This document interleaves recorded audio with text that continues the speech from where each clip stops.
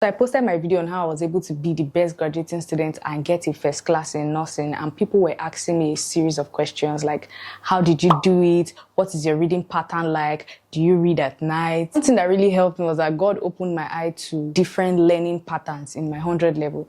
Learning styles are basically different ways that you put in place to be able to understand what you're trying to read better. So if I want to read about the heart, I might have different ways of understanding the heart. It's either I will understand the heart better when I see a picture of the heart, or I'll understand the heart better when I watch a video or just mere reading about it on a textbook. These are things that people don't put emphasis on.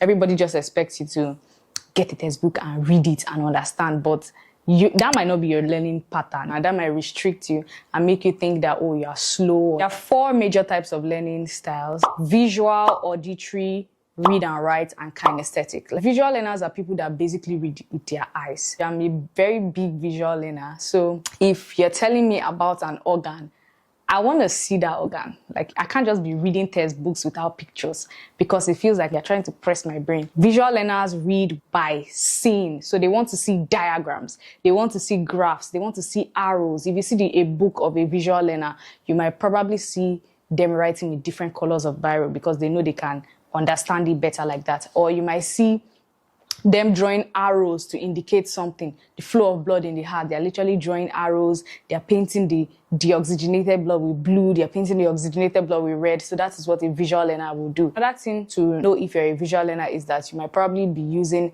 sticky notes in your book for you to explain the things in your own words. The second type of learners are called the auditory learners. So unlike the visual learners that learn through seeing with their eyes, the auditory learners learn through their ears. They want to hear what you're teaching them about. So these are people that are most likely like group reading, discussions, people to come together and talk about the topic that was just taught. They would like to attend lectures, not because they like the lecture, but because hearing what the lecturer is saying is what will make them understand more. The auditory learners are also people that when they've had a lecture in class, they will go back to their room and tell their roommates that, let me tell you about this organ. Let me tell you about this disease. So these are auditory learners. They want to hear themselves say something or hear somebody say something for them to understand better. These kind of people also, if they are reading like books or whatever, you will hear them saying what they are reading aloud. If you've ever stayed close to someone that is reading and you're hearing them and you're just like, Jesus, can't you say it in your mind?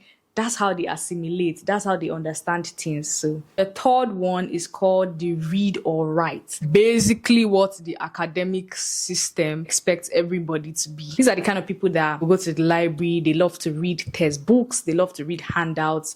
They love to read dictionaries. They love to read, make their research. These people also like to rewrite. After they've had a lecture in class, they go back and as they are reading, you see them rewriting what they just taught them, maybe in their own words or making it shorter. If you see the book of somebody that learns by reading and writing, you will see a lot of writing. And a visual learner will just look at this book and be like, what's this? If you are this type of person, you need to start reading early. The last type of learners are the kinesthetic learners. These learners learn by doing. If you teach them something, they want to do it for them to understand.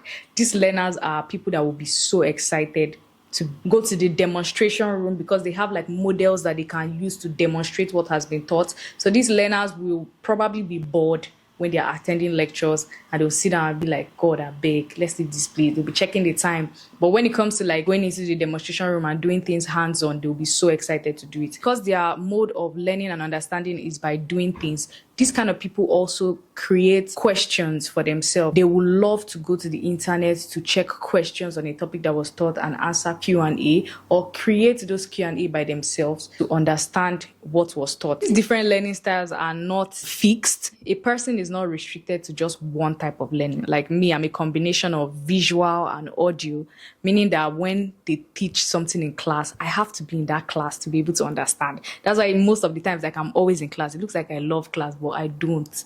But if I'm not there, I just feel like there's a gap.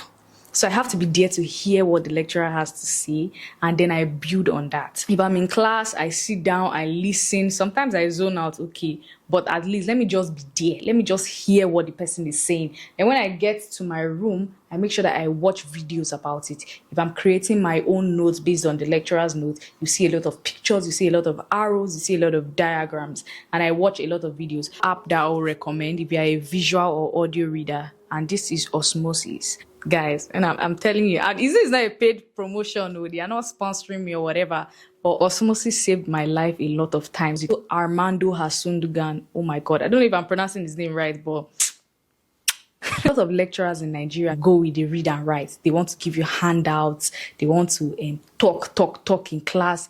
And my brain is just like, Jesus Christ. But when I go and I watch videos about it, I'm like, so this is what you're teaching me. Hey, find your reading pattern. Find the part that you belong to.